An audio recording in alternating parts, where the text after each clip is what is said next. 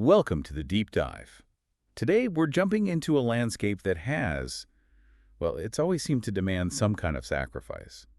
Avebury. Right, and what we're doing is trying to trace these lines, these threads that connect a really modern crisis to a family mystery that's decades old. And it's all centered on this one place. We're looking at a huge, ancient Neolithic monument. That somehow also holds all this recent, very human, very messy history. When we started digging into the sources for this, it was clear this wasn't going to be a straightforward historical deep dive. Not at all. I mean, what we have is this. It's like a tapestry, really. You've got personal grief crashing right into the public record. And the setting is so unique. Avebury isn't just a monument you visit behind a rope. It's one of the largest ancient circles in the world, but it's also a living, breathing village. People's houses are literally inside the stone circle. Which creates this incredible tension right from the start. Yeah, and that's what we're trying to bridge. You have this immense ancient past, the stones, the giant ditch, the burial mounds, and then you have this incredibly dramatic period in the 1930s and 40s. That's the key, isn't it? That period. You've got Alexander Keiller and his obsessive reconstruction work. His controversial work, for sure. And then there's this rising tide of occult interest, and looming over all of it is the Second World War. And somehow all of that history funnels down into this one present-day story of just profound guilt and memory that's been buried for years. So our job is to follow these threads, to see what links, say, a fatal helicopter crash in 2005 with secrets that were kept during the Blitz. And to really set the stage for this, for a story where facts and memory get all tangled up, we have to start with this amazing quote. It's from a Dr. Martin Equal, and he said it in 1942, right in the middle of everything. What was it? He said, "History, archaeology, it's all moonshine, really. We're only guessing." Wow. And that feeling that what we think is solid fact might just be a guess, that's really the foundation for this whole story. Okay, so let's start where the story violently restarts, I guess. Yeah. In 2005, with a woman named India or Indy. Right, Indy. She's a young camera operator, and she's really trying to make a name for herself in the TV world, which is, a pretty ruthless business. And the job she's on sounds incredibly stressful from the get-go. Oh, it was high risk. They were filming crop circles flying over the Pusey Vale in Avebury. But the biggest problem wasn't the subject, it was the clock. The budget? The budget. They'd only chartered the helicopter for 2 hours. Just 2 hours. So every single second counted, which just ramped up the pressure on everyone. And the person turning that screw is her director, Steve. Who is described in the sources with this very telling nickname, an Apocalypse Now junkie. So you can just picture him, obsessed with getting these huge, cinematic, impossible shots. Exactly, and he's just badgering the pilot, a guy named Ed, to fly lower and lower. He wants this one specific shot, he calls it the gladiator shot, where the helicopter would basically skim the tops of the corn. Which sounds incredibly dangerous. It is, and the pilot, Ed, he knows it. He keeps warning them about the air currents, the downdrafts you get that low to the ground. He sounds completely stressed out, but Steve just keeps pushing. He even lies, right? Claims he's done it before. Yeah, he just wheedles and pushes until he gets his way. And the source material describes the crash itself. Yeah. It's just stomach-turning detail. It's awful. The moment the air currents grab the helicopter, Indy can't hold the camera steady.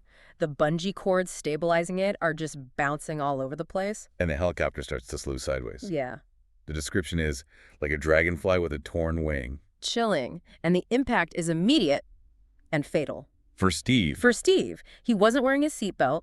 He was crouched in the back, just staring at the monitor, completely obsessed with the shot. And her camera is what killed him. Yes. Indy's description of the aftermath is, Yeah. It's horrific. The camera lens next to him, and the little red recording light is still blinking. Oh, God. And the lens has this smear of red on it right over a dent in his forehead. Her tool, the thing she makes her living with, becomes the weapon. And the guilt for her is just immediate. All-consuming. Completely. She's convinced it's her fault. Her logic is so simple and so brutal. I should have held onto the camera, but I didn't, and it killed him. She becomes terrified of the sound of helicopters, thinks there are the police coming for her. She's just paralyzed. And so instead of dealing with the investigation with the TV world she calls a commute from Hades, she runs. She goes home, back to Avebury. Pulled back. The source uses that word, pulled. It says once Avebury has hold of your string, you have to keep coming back. It's like this ancient anchor for her very modern crisis. And this need for an anchor leads her straight to a man named John, who she calls her spirit father. Yeah, he's a really important figure for her. He's a practicing shaman, lives in a little cottage right on the edge of the ancient landscape in West Overton. He gives her a safe place to land. And his whole approach to healing is the polar opposite of the TV world she just left. Completely. He's all about what he calls the 3 R's: reflexology, Reiki, and rebirthing. It's this very holistic, spiritual approach to dealing with her trauma. He tries to ease her guilt by talking about weird. What exactly is that? So weird is this old pagan or Anglo-Saxon concept. You could call it fate or karma. It's the idea that everything is interconnected, woven into a great web. So it wasn't her fault, it was predetermined. That's what John tells her. By invoking weird, he's trying to lift that burden on personal responsibility from her. He's saying the crash was already woven into the pattern of the universe. It's this ancient idea rooted in that landscape that gives her a way to start coping. But Indy's not the only one being pulled back to Avebury. No. Her grandmother, Frances Robinson, everyone calls her Fran, has also just come back. She's ended this long self-imposed exile, moving back to the village after decades away. And Fran is clearly not doing well. Not at all. Indy notices her having these, she calls them air hostess moments. What does that mean? It's like she's perfectly calm, polite, smiling on the surface, but her eyes are completely empty. It's a mask. A way to hide her confusion, her distress, her trauma. And she absolutely will not talk about the past, especially about Indy's father, Lars, who she barely remembers.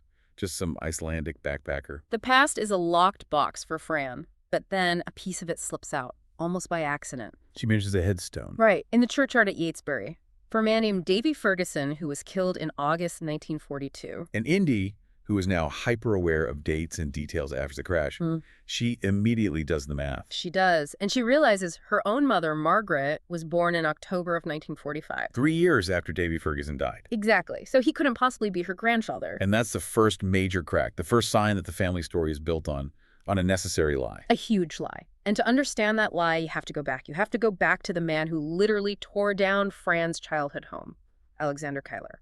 Okay, so let's set the stage. Before all the personal drama, there was this landscape and this incredibly obsessive man who wanted to control it. And what a landscape. I mean, you have to understand the scale of Avebury. It dwarfs Stonehenge. We're talking about maybe 100 original megaliths, these complex stone settings inside, all surrounded by this gigantic bank and ditch. And it's not just the circle, right? It's the whole area. The whole ritual landscape. You have the avenues of stones like West Kennet and Beckhampton stretching out for miles. And then there's Windmill Hill, which is the oldest part of the whole complex. It's a 5,000-year-old canvas. And into this ancient scene walks Alexander Keiller. Marmalade air. Fabulously rich. But he wasn't just some rich guy with a hobby. He was a trained architectural historian. He had an engineering background. He was methodical, almost autocratic in his approach. And he buys the manor house right in the village. Yeah. He basically becomes the self-appointed king of Avebury. His vision was total. He wanted to reconstruct the circle, restore it to its Neolithic glory. But that restoration came at a huge cost to the people living there. He started buying up houses and cottages inside the circle and demolishing them. Systematically, just tearing them down to clear the view, to improve the aesthetics of the stones. And this directly affected Fran's family. It did. Keiller forced her parents out of their guest house, the home she grew up in. Now, he did pay for new housing for some people, but you can imagine the resentment, tearing down someone's home for the sake of ancient stones. It sets up this incredibly complicated relationship Fran has with him for the rest of her life. And even before that, in the 1920s, Keiller was digging on Windmill Hill, and in one of the ditches, they found something really chilling. The skeleton of a child. Yeah, a Neolithic child. They called him Charlie, or maybe Charlotte. And there was something unusual about the remains, wasn't there? The skull was distorted. It was too big for the body, which suggested the child had suffered from a disease, probably hydrocephalus, water on the brain. So not just an ancient child, but a child who had visibly suffered. Exactly. And fast forward to the present day, Indy feels this intense, almost psychic connection to this child.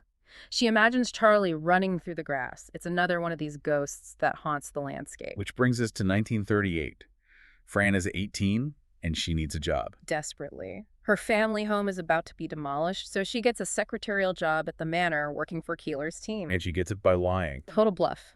She claims she can type 110 words a minute. She was taking a course, but she was nowhere near that fast. And her job was basically transcribing Keiller's endless letters and cataloging all the finds from the digs. She's right in the center of his empire. And from there, she sees everything, the whole power structure.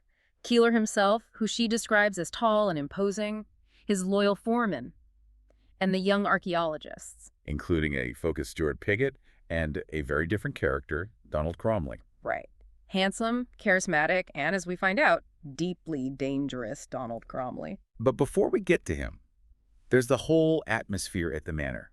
Keiller's rituals. This is where it gets really weird.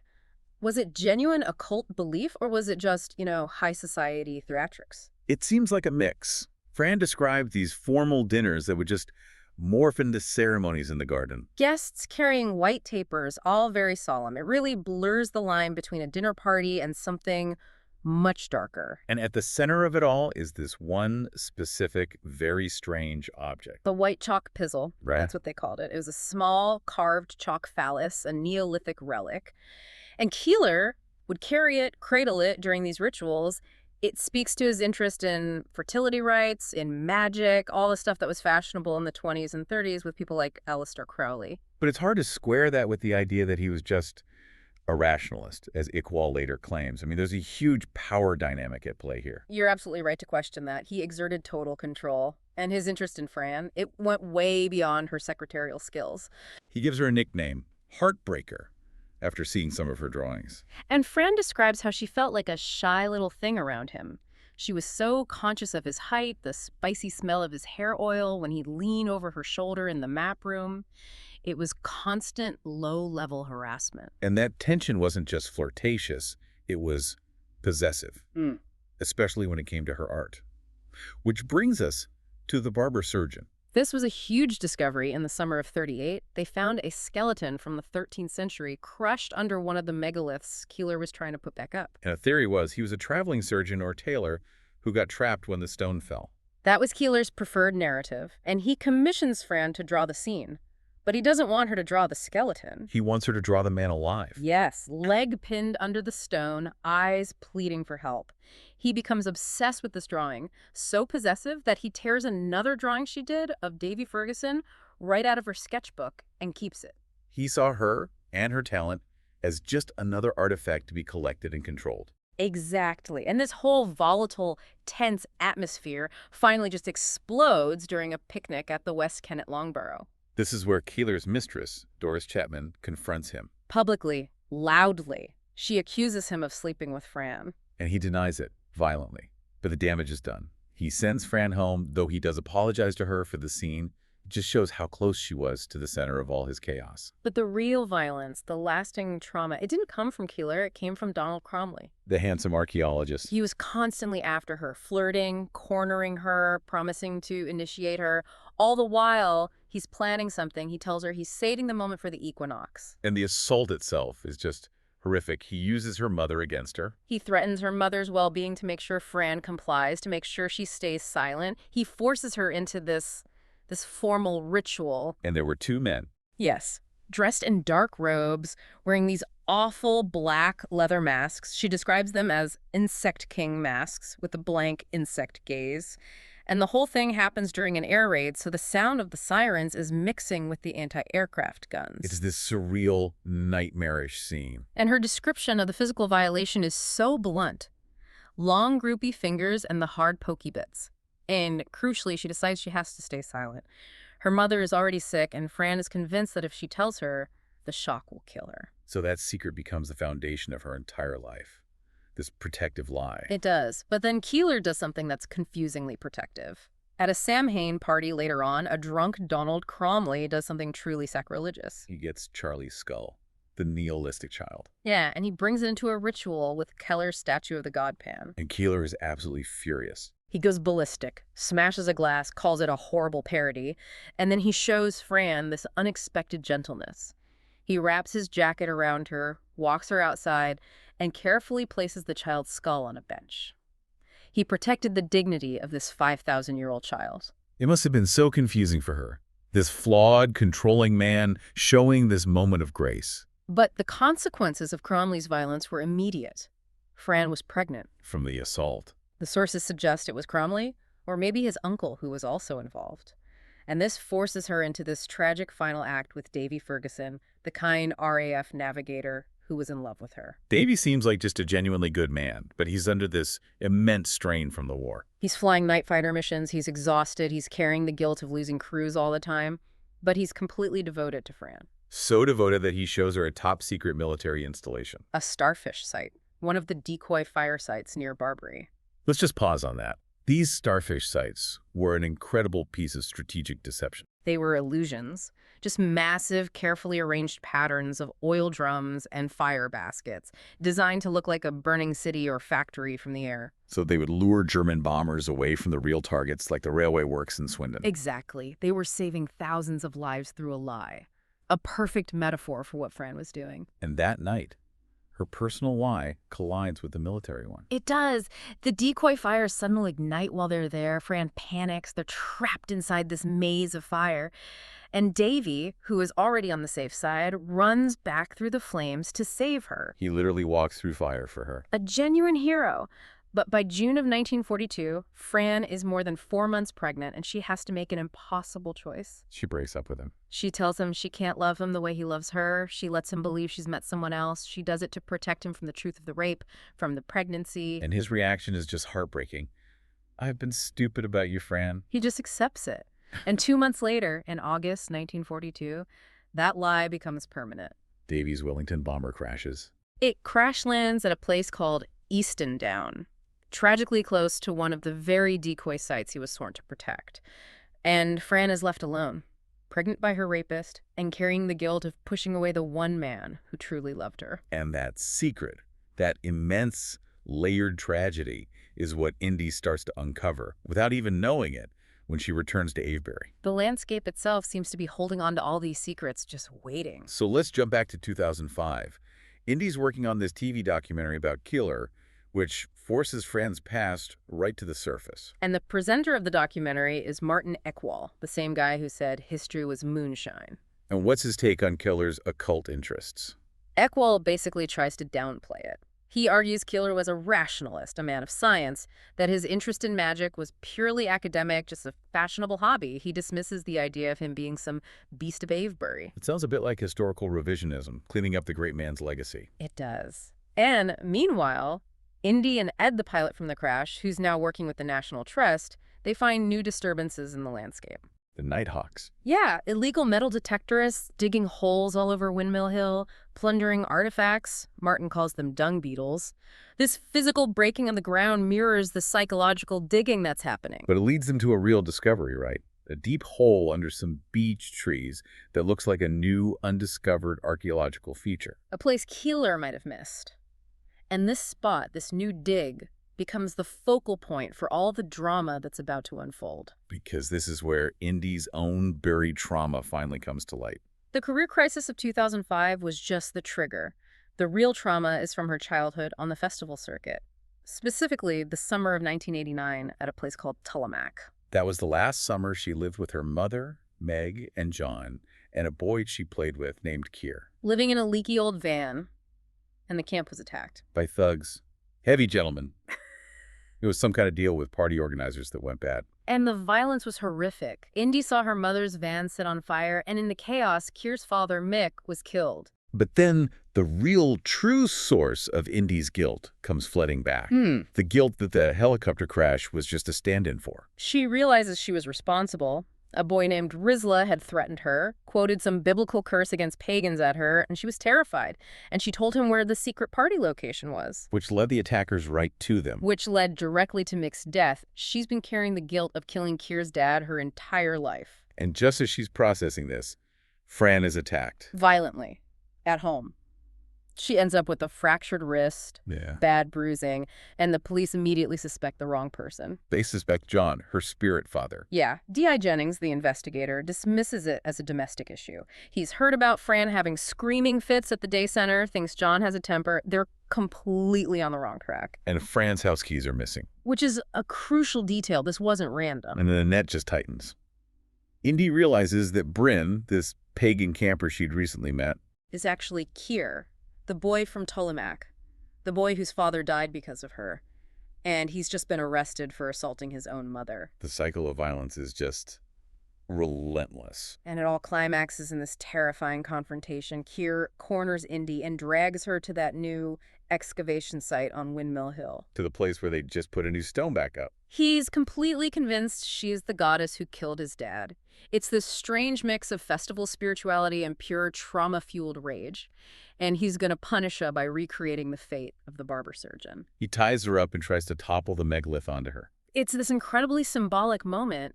The ancient stone, meant for restoration, is about to become an instrument of modern revenge. And Indy, in this moment of pure desperation, she just screams the truth. She screams, "I killed your dad." A confession. A confession that is also a release. It confirms who she is to him, but it also frees her from this secret she's carried for decades. And in that moment, she's able to fight back. She uses his knife to cut herself free. A painful act of self-rescue. She escapes. But Keir doesn't. The stone shifts and it crushes his foot.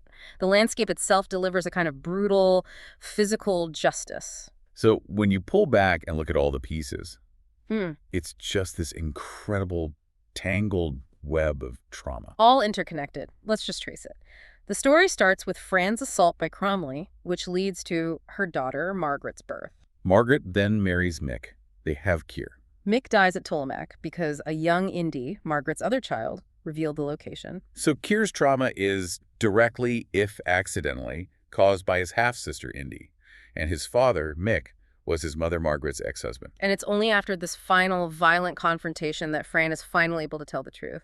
As she and Indy watch a police helicopter flying away, she finally says it. Davy was not her grandfather, and she's ready to talk about the choice she made back in 1942. The digging is finally over, not by archaeologists, but by tragedy. And what's so fascinating is how the physical history was also destroyed. The actual bones of the barber surgeon, the artifact Keiller was so obsessed with. Destroyed in a WWII bombing raid in London. Gone forever. And Keiller himself, he was just broken by the war. He sold off all his land at Avebury to the National Trust in 1943 and gave up. His grand vision was abandoned. And Davy, the hero. His plane crashes at Easton Down, right near one of the decoy sites he was protecting.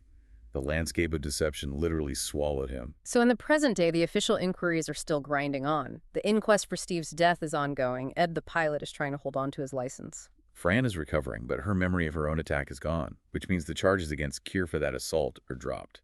Another secret buried by trauma. And the archaeology. Well, it moves at a snail's pace. Martin Eckwall has to apply for funding for the new Windmill Hill dig. That could take years. So the biggest takeaway here is that knowledge, the real truth, is always buried under layers of self-protection. Whether it's Fran's silence to protect her mother, or Indy's mind displacing the Tullamac trauma onto the helicopter crash, the act of digging up the past is inherently dangerous.